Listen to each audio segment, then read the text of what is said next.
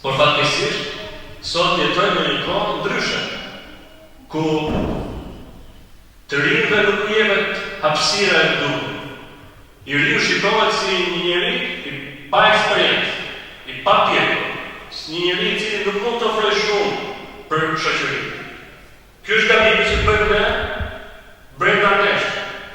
Ka dhe një gabim tjetër i cili është më i madh, që të rinjt sot mendojnë që të moshë që kanë do ta shfrytëzojnë maksimum për të arbitruar.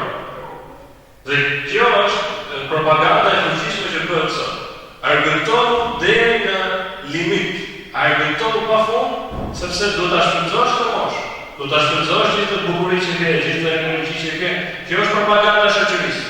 Qëndron gjithkohës i zhytur në botën e internetit, qëndron gjithkohës duke u marrë në çështje të pavlera.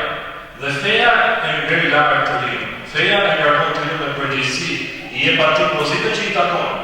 Ashtu sikurse jep dhe atyre që janë më të mëdhenj, atyre që janë të moshuar, dhe gjithsecili sipas pozitës së vet.